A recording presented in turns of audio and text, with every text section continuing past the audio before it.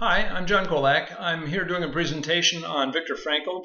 This was a great choice for me because Viktor Frankl affected my life long before I was assigned this assignment. His writings on human suffering and how to process that was very powerful stuff for me. So I'm excited about this opportunity. The paper this is based on is called Transcending the Angel Beast, Viktor Frankl and Humanist Psychology.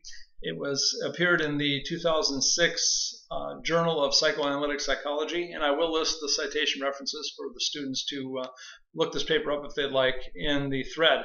The paper was authored by Dr. Timothy Pytel from Caltech San Bernardino.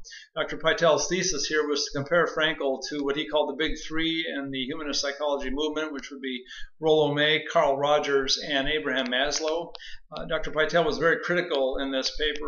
He had a critical bias against Frankl in his thesis, especially having anything to do with religion, which is not surprising given that he's from Caltech, which is hardly a bastion of spiritual enlightenment. But his description of Frankl's theories was actually very good. It was really his analysis that I thought was lacking.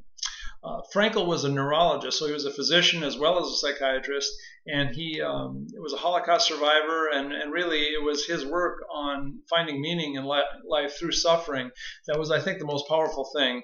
In fact, he authored a best-selling book called Man's Search for Meaning. This was considered and voted one of the 10 most influential books in America, and it was really this part of his thinking that was most powerful to me personally.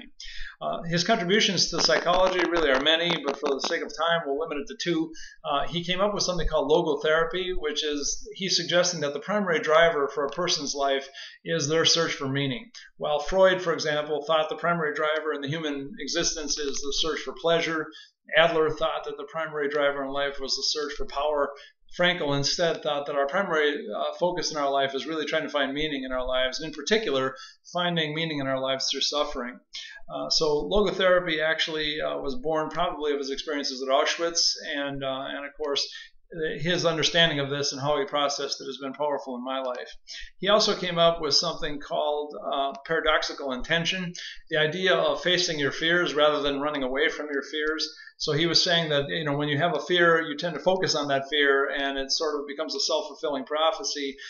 You try and run away from the fears, but in fact, he suggests if you actually turn and face the fear and actually wish for the very thing you fear, the power of that is broken, and I've actually experienced that in my life.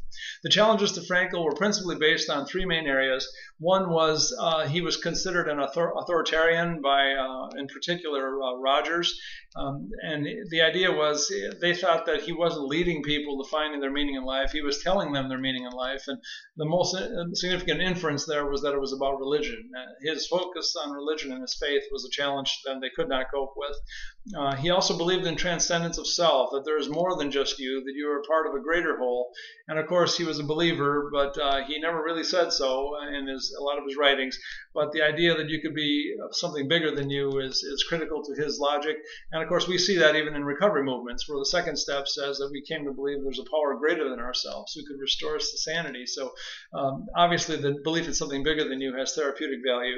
And of course, his religious bend was part of it. And anything that didn't come of the mind, that was hard science, if there is such a thing as hard science in psychology, they couldn't cope with that. And really, it struck me, this is absolutely 1 Corinthians 2:14 in action. It simply says, the man without the Spirit does not accept the things that come from the Spirit, for they are foolishness to him. And I got to tell you, after reading this paper, it felt a lot like intellectual elitism.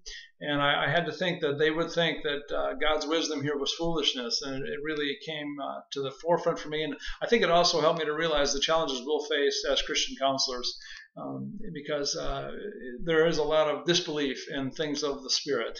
So to sum up, Frankl's logotherapy is absolutely resonant with Christian counseling in my mind. He has affected my life personally in the idea that because of his finding meaning in suffering, I've actually changed the way I pray and the way I view life. The things that happened to me in the darkest times of my life, I used to pray for God to take those from me or to help soften the feeling. I've instead prayed for God to help me to learn the lesson I need to learn. My experience has simply been that the reason two or more need to be gathered in His name is not because He won't be there if two or more aren't gathered. It's that one of those two people needs the experience the other person has gained.